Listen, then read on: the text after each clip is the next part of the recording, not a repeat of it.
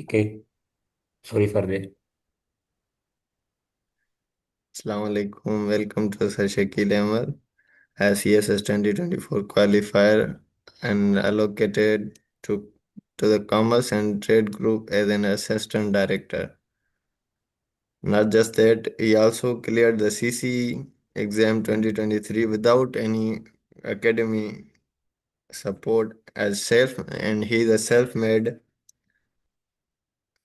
he's a completely self-made person.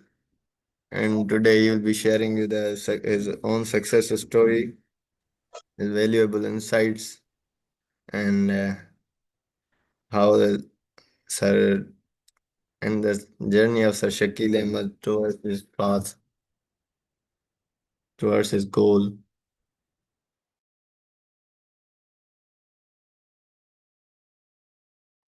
Over to you, Sir Shakil.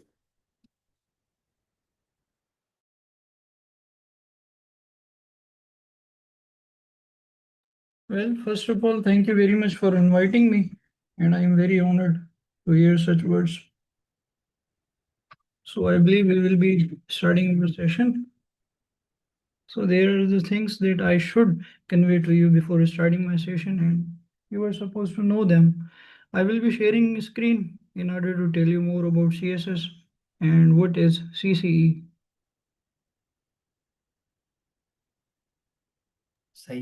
Let me know if my screen is visible. Yes, yes, sir. It's visible now. Okay, so let's get started.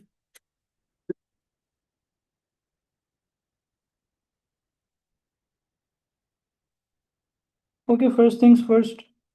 I am Shakil Ahmed. I have qualified CSS 2024 and have been allocated to CTG, Commerce and Trade Group, as an assistant director. I have also qualified CCE, that is Combined Competitive Exams 2023. So these are just the basic information about me.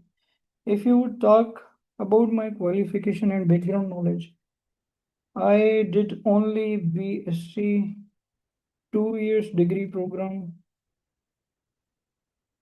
from Shah Abdul Latif University campus, that is in Ghotki. So first of all, we will be talking about what is CSS and what is the eligibility criteria.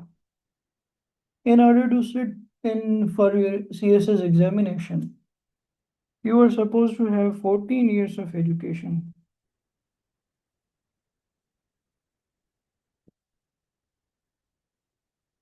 After getting 14 years of education, you are supposed to fill an online form that is for MPT.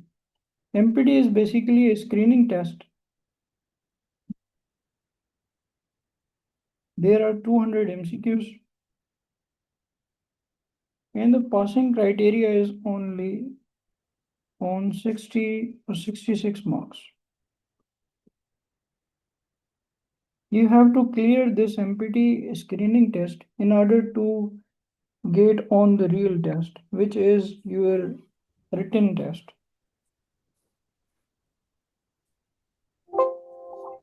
Now, about the written test, that is where the real game starts. In written test, there are 6 compulsory subjects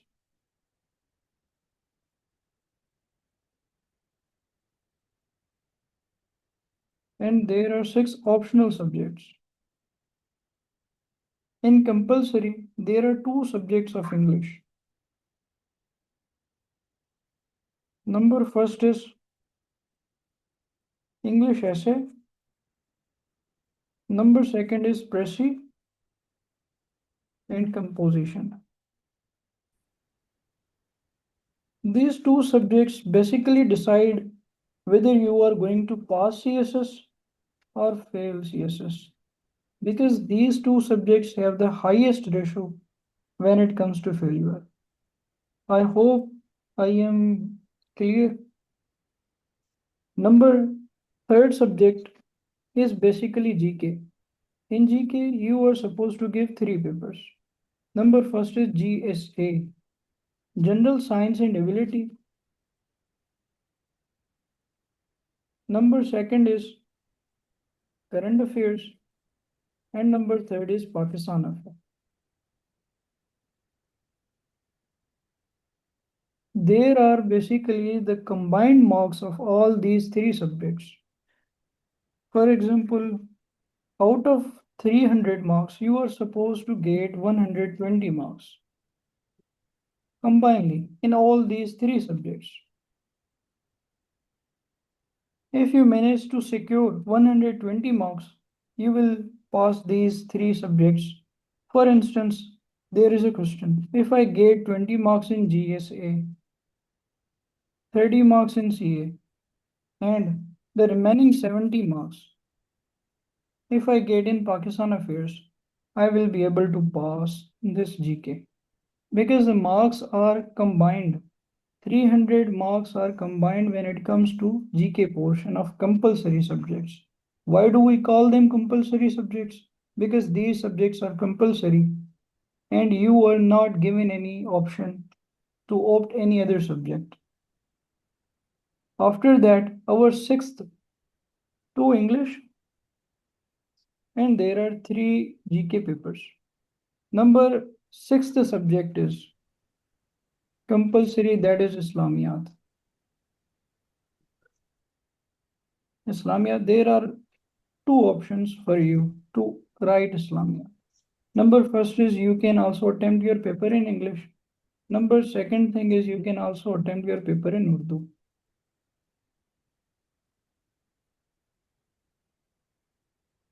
All right. So after that, after Islamiyat, like after two papers of English, the third paper of Islamiyat is your decisive paper. It decides whether you are going to pass it or not. Why is it a hard subject? Because there are some prerequisites of Islamiyat. तो इस्लामियात को pass करने के लिए कुछ pre requisites होते हैं. It would be better if I speak in Urdu for your comprehension. तो इस्लामियात को पास करने के लिए क्या होता है? It is a tough subject. Why is it a tough subject? Because there are some prerequisites of Islamiyat. तो इस्लामियात को पास करने के लिए you are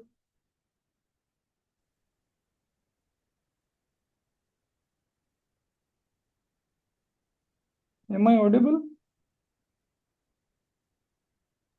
Yes, sir. Why did it stop?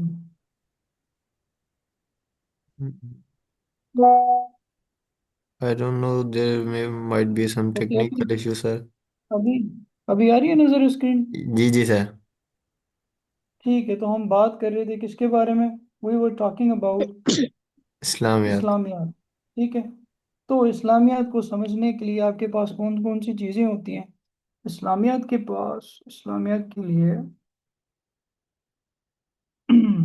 ये जरा ये, ठीक है. इस्लामियात को पास करना क्यों मुश्किल होता है? Because you have to inculcate आयत्स, जिसे हम आयत कहते हैं. आयत अपने पेपर में इनकलकेट करनी होती है, इंस्टिल करनी होती है. उसके बाद हदीस होती है, उसके बाद स्कॉलरली रेफरेंसेस होते हैं. ठीक है, उसके अलावा आप अगर ब्यूटिफिकेशन के लिए एक और चीज़ देना चाहें तो वो अशआर होते हैं, पोइट्री होती है. कौन सी पोइट्री होती है? जूनिलिया की बिल्कुल नहीं होती. तो जो पोइट्री होती है दैट इज इस्लामिक पोइट्री. ठीक है. ये आपके हो गए 6 कंपलसरी सब्जेक्ट्स. अब 6 कंपलसरी सब्जेक्ट्स के बाद there are number of subjects जो आपको ऑप्शनल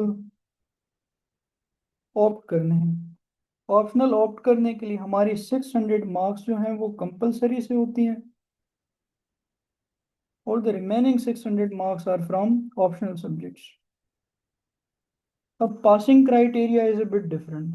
वो किस तरह से डिफरेंट है? कंपलसरी सब्जेक्ट्स के लिए एक सब्जेक्ट में आपको 40 मार्क्स लेना जरूरी है. अगर आपकी 39 मार्क्स हैं you are going to fail your whole CSS.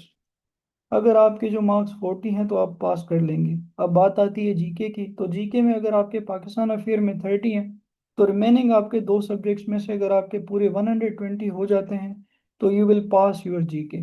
समझ आ रही है मेरी बात? तो ऑप्शनल सब्जेक्ट्स में से आपको कोई सब्जेक्ट उठाना होता है 200 मार्क्स का, या आप 2 सब्जेक्ट्स भी उठा सकते हैं। 2 सब्जेक्ट्स भी आप उठा सकते हैं। अब अमूमन क्या होता है कि अक्सर लोग जाते हैं किसकी तरफ, आईआर की तरफ, इंटरनेशनल रिलेशंस की तरफ। दूसरा जाते हैं पोल साइंस की तरफ, पॉलिटिकल साइंस हम जैसे कहते हैं। तीसरा वो फिजिक्स की तरफ जाते हैं, या फिर वो जाते हैं केमिस्ट्री की तरफ। ये आपके 200 आपने यहाँ से ऑप्शनल सब्जेक्ट्स में लेने हैं। उसके अलावा देर आर अदर ग्रुप्स। ठीक है, अदर ग्रुप्स में से जैसे अगर मैं आपको अपने ऑप्शनल्स बताऊं, मेरे जो ऑप्शनल्स थे वो कौन से थे? My optionals were IR. IR के बाद मेरा था जेंडर स्टडीज। जेंडर स्टडीज के बाद मेरा था सोशियोलॉजी। उसके बाद मेरा सब्जेक्ट था फिलोसफी। एंड लास्ट जो है 600 पूरे करने के लिए मेरा सब्जेक्ट था हिस्ट्री का, इस्लामिक हिस्ट्री एंड कल्चर। यहाँ तक मेरी बात समझ आ गई? तो सीएसएस के कंपलसरी एंड ऑप्शनल मार्क्स मिला के 1200 मार्क्स बनते हैं। लेकिन ऑप्शनल का जो पासिंग क्राइटेरिया है, you can pass your subject on 33 marks like your compulsory subjects. Compulsory को पास करने के लिए you are suppose to get 40 marks in each and every subject, in each subject other than your GK, and in your optional subjects you are supposed to get 33 marks, minimum 33 marks आपने लेना। but here is a twist। अब वो twist कौन सा है? if you pass all your subjects,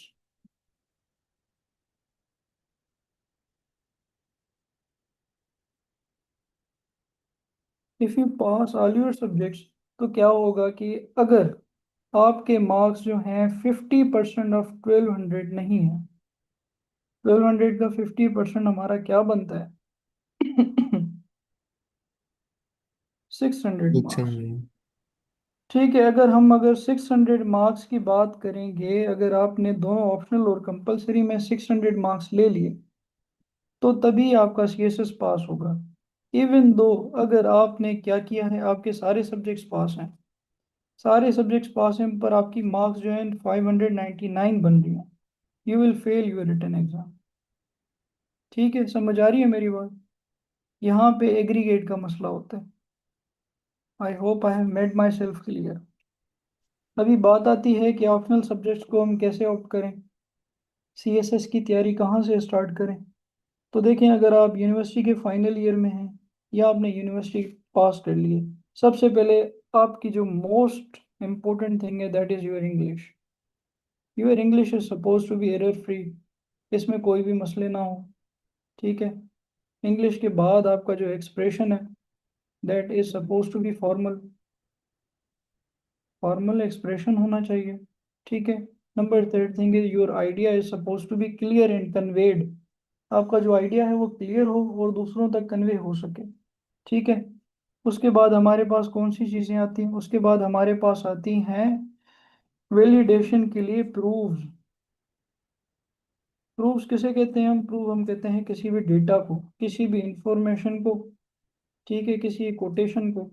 quotation किसकी होनी चाहिए? गली मोहल्ले के किसी बंदे की नहीं होनी चाहिए, वो फेमस फिलोसोफर की हो सकती है, फेमस पॉलिटिशियन की हो सकती है, फेमस जो आपके पास साइंटिस्ट हैं उनकी कोटेशन हो सकती है। बाय डेटा, डेटा से मेरा मतलब ये है कि डेटा आपने जो भी पुट करनी है, आपने बताना है कि अगर पाकिस्तान में जो अनएम्प्लॉयमेंट रेशो है तो आपने बताना है कितने परसेंट है। आपने बताना है यूथ की जो पॉपुलेशन है वो 64% है। आपने बताना है 40% ऐसे लोग हैं जो इलिटरेट हैं पाकिस्तान में। ठीक है, आपने लिटरेसी रेट बताना है। तो these are all the things that are called as data. Why do we use data in our CSS? In order to validate our answer। आपने कोई भी बात की है तो आप उसे वैलिडेट करें, आप उसे बताएं कि ये जो मेरी बात है ये किसी हवा में नहीं हो रही, ये मेरी बात हो रही है with respect to some data, information, quotation, statistical figures. समझ आ रही है मेरी बात? जी ओके। जी सर। तो ये है हमारी इंग्लिश। इंग्लिश से आपको स्टार्ट करना है, ठीक है। इंग्लिश की आप एरर फ्री होनी चाहिए, आपने एक्सप्रेशन उसकी अच्छी बनानी, आपका जो आइडियाज है that is suppose to be clear, और आपके पास नॉलेज आती है कहाँ से? किताबों से। हमारे बच्चों की जो है वो आदत होती नहीं किताब पढ़ने की, तो इसकी वजह से दे स्ट्रगल आगे जाके ना, इंफॉर्मेशन डेटा कलेक्ट करने की बजाय वो दे डू स्ट्रगल। तो इसके बाद यही चीज़ें, अब किताब कौन सी पढ़ें? किताबें पढ़ने के लिए you are suppose to download FPSC. एक एफपीएससी का सिलेबस होता है, वो सिलेबस क्या कहता है? आपके जो क्वेश्चन है मैं वो आखिर में लेता हूँ, ठीक है। पहले आप इस पे ध्यान दें। एफपीएससी के सिलेबस में यू गेट टू नो कि आपके सब्जेक्ट्स कौन से हैं, और सब्जेक्ट्स के लिए रिकमेंडेड बुक्स हैं कुछ, ठीक है, जो एफपीएससी ने खुद बताई हैं हमें कि ये बुक्स हैं, ये आपने किताबें पढ़नी है डिफरेंट सब्जेक्ट्स की, ठीक है। अभी आपको मैंने बता दिया, स्टार्ट आपने इंग्लिश से लेना है। आप अगर कंफ्यूज हैं कौन सी किताबें पढ़ें, तो एफपीएससी के सिलेबस पे जाएं, वहाँ पे जो उनकी रिकमेंडेड हर सब्जेक्ट के साथ बुक्स हैं वो आपने पढ़नी है, ठीक हो गया। अब सब्जेक्ट जो ऑप्शनल है वो कहाँ से हम ऑप्ट करें, किसके बेसिस पे हम सब्जेक्ट्स ऑप्ट करें? तो इनको ऑप्ट करने के लिए देयर आर सम थिंग्स, ठीक है।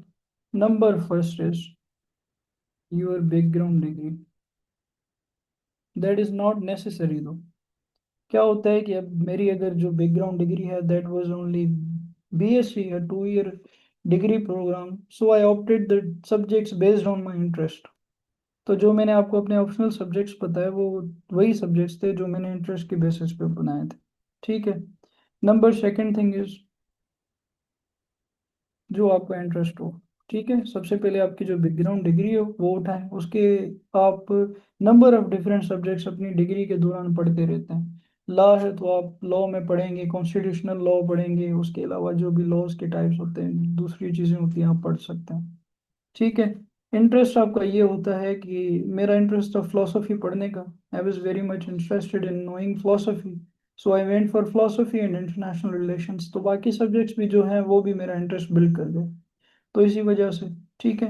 And number third thing is scoring trend. अब स्कोरिंग ट्रेंड किस चीज़ को कहते हैं? स्कोरिंग ट्रेंड हम उस चीज़ को कहते हैं कि कभी कभी किस साल एक सब्जेक्ट जो है वो कम मार्क्स देते हैं। फॉर एग्जांपल यूएसए हिस्ट्री है आपका, यूएसए हिस्ट्री ने 2023 ऑनवर्ड्स कोई अच्छी मार्क्स नहीं दी, ठीक है। अब ये है इसका स्कोरिंग टेस्ट, स्कोरिंग ट्रेंड। अब स्कोरिंग ट्रेंड होता क्यों है? इस वजह से होता है कि इसमें कंपटीशन बहुत होता है। कंपटीशन को मेंटेन करने के लिए, नंबर ऑफ स्टूडेंट्स को मेंटेन करने के लिए, for the preservation of seats, so they hit subject, ठीक है। स्कोरिंग ट्रेंड इसी तरह से बनता है। अभी आपको पता कौन कैसे चलेगा कि ये सब्जेक्ट हिट होने वाला है? तो there is 50% chances of your luck, दुआएं हैं आपकी।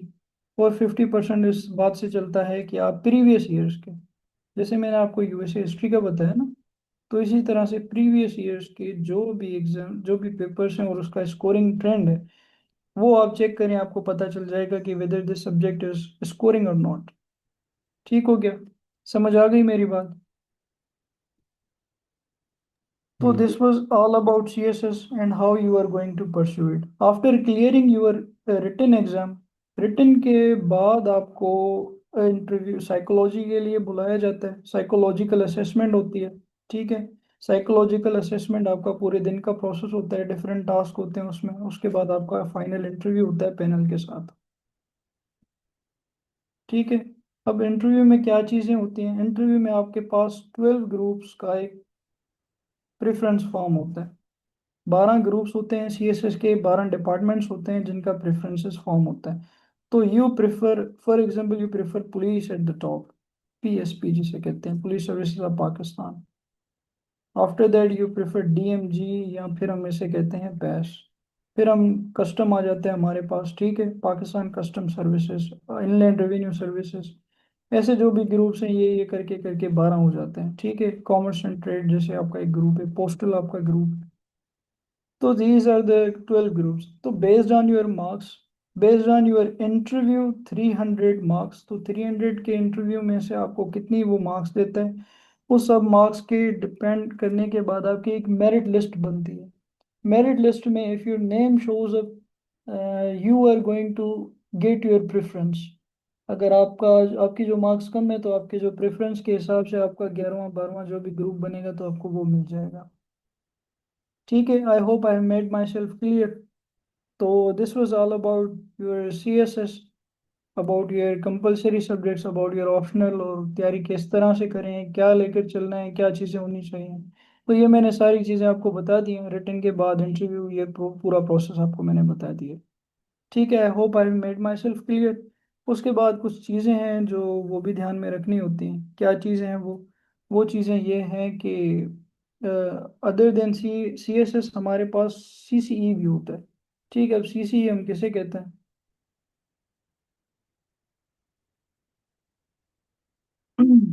तो सी सी ई हम कहते हैं प्रोविंशियल मैनेजमेंट सर्विसेज को। समझ आई मेरी बात? प्रोविंशियल मैनेजमेंट सर्विसेज में क्या क्या चीज़ें आपके पास आ जाती हैं, उसके पास भी हमारे पास ये डिफरेंट ग्रुप्स होते हैं। ठीक है, उन डिफरेंट ग्रुप्स के बेसिस पे हम अपनी जो प्रिपरेशन है वो करते हैं। और उस ग्रुप के बाद क्या होता है, उस ग्रुप के बाद ये जो चीज़ें होती हैं वो डिसाइड हो रही होती हैं। अब सीसीई में कंपटीशन कंपेयर टू सीएसएस वो कम होता है, और इसी तरह से मेरिट भी कम ही होती है। सही है। सीसीई में आपको सिंधी और उर्दू में से एक सब्जेक्ट कंपलसरी उठाना होता है। अगर आप सीसीई के लिए कोई भी कंपलसरी सब्जेक्ट, अच्छा सीसीई में आपके कंपलसरी सब्जेक्ट्स होते हैं टू इंग्लिश के, पाकिस्तान और करंट अफेयर का एक ही पेपर होता है, जीएसए का पेपर होता है, इस्लामियात का पेपर होता है, और सिंधी या उर्दू गुलजार में से कोई एक सब्जेक्ट आपको उठाना पड़ता है। ठीक है, तो ये सब्जेक्ट होते हैं, ये सब्जेक्ट सिलेक्शन होती है। तो आई hope I have told you all about it. So these were just the things about CSS and CCE. तो अभी आपका कोई क्वेश्चन है तो आप you are more than welcome, you may ask.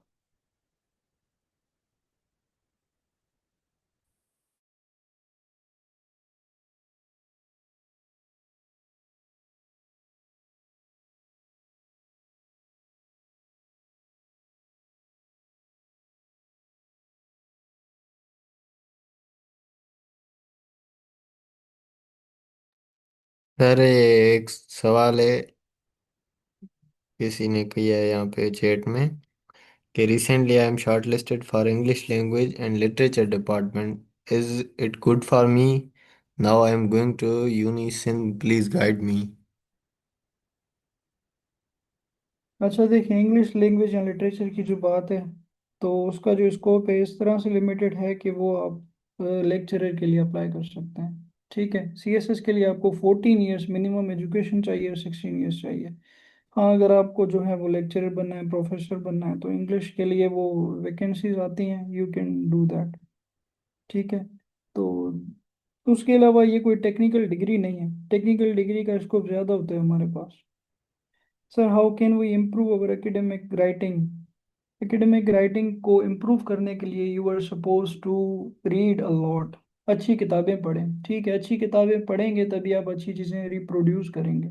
ठीक है, तो इसी तरह से there are number of books from Bertrand Russell है, विल ड्यूरेंट है आपके पास।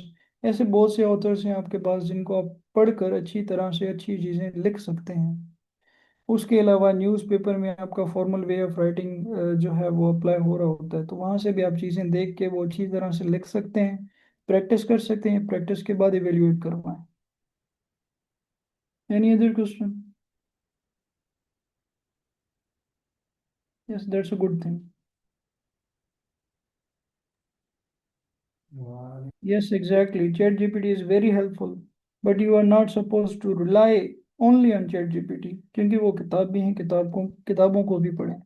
ठीक है, चैट जीपीटी का इस्तेमाल is more like death of your own creativity. तो कोशिश करके अपनी इस मौत से बचें, अपना जो क्रिएटिव ट्रेट है उसको यूज़ करें, किसी चीज़ों के लिए यूज़ करें, किसी पुरानी डेटा के लिए यूज़ कर सकते हैं आप, कॉजेस के लिए, इम्पैक्ट्स के लिए, सॉल्यूशंस के लिए, तो फिर वो सॉल्यूशन बनाएं और ये सारी चीज़ें देखें, तो इसी तरह से यूज़ कर सकते हैं आप चैट जीपीटी का।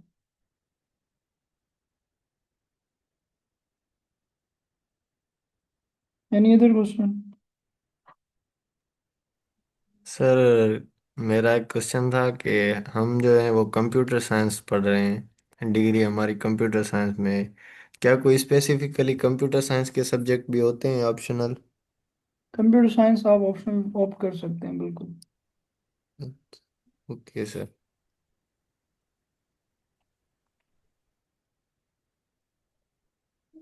जी, आप कर सकते हैं डिग्री कॉलेज साइड से। मैंने जो की है सीएसएस, कॉलेज साइड से आप डिग्री करके आप सीएसएस के लिए अप्लाई कर सकते हैं। मैंने भी इसी तरह से कॉलेज साइड से डिग्री की, and I never went to a proper university. You are not suppose to have a fancy degree in order to qualify for CSS.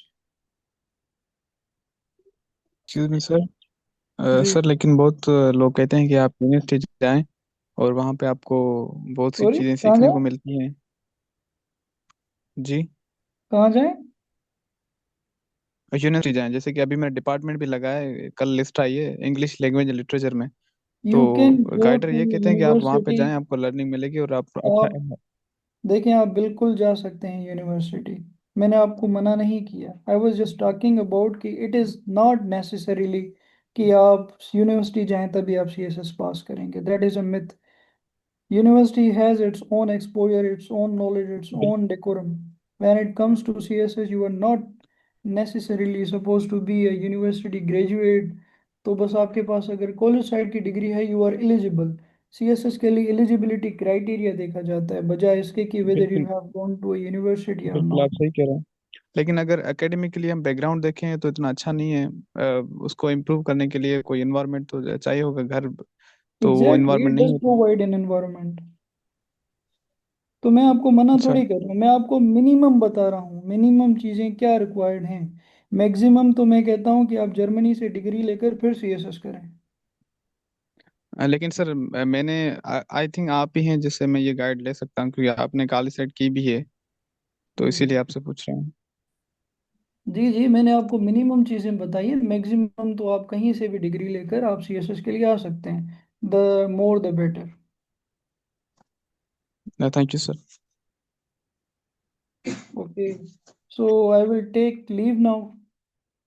If you have any, जी जी, आप अकाउंटिंग ऑप्ट कर सकते हैं, बिल्कुल कर सकते हैं। Yes, if you think that you can do it, you must do it. But still, I will share my number. If you have any question, you may ask.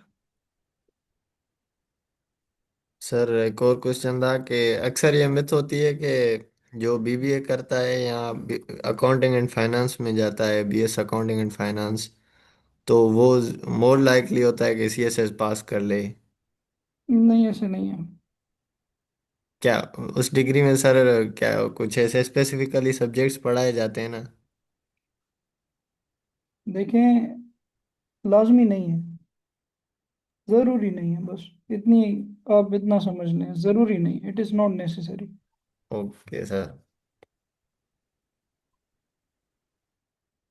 जो आप अच्छी तरह से कर सकते हैं, वेदर इट इज़ आईआर और accounting, तो आप उसकी तरफ जाएं।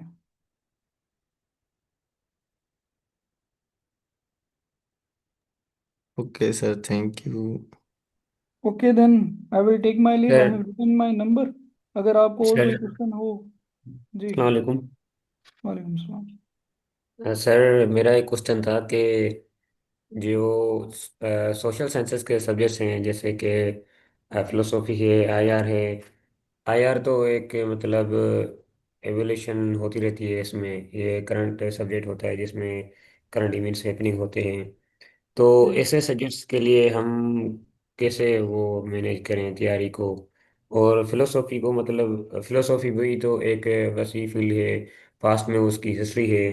तो हम उसको कैसे प्रिपरेशन करें इस सब्जेक्ट के लिए? देखिए, इसी वजह से एफपीएससी ने आपको सिलेबस दिया है कि that is your syllabus. Philosophy आप खोलेंगे, आपको ज़रूरी नहीं है कि आप प्री सोक्रेट्स पढ़ें या कुछ भी पढ़ें। जो उन्होंने सिलेबस दिया है, स्टिक टू दैट। ठीक है, उसके बाद आप पास पेपर जो हैं वो सॉल्व करें।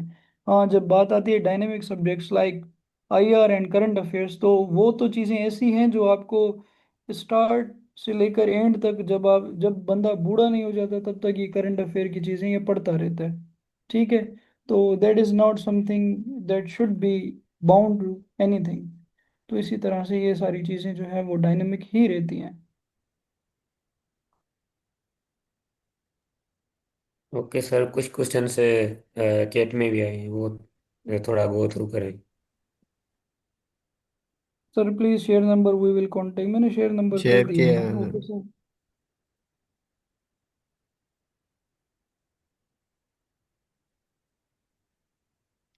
मैं तो चैट में लिख देता हूँ, ठीक है। Okay sir. Now I will be going somewhere, तो आपको कोई और क्वेश्चन हो तो आप पूछ लीजिएगा। Okay sir, thank you so much.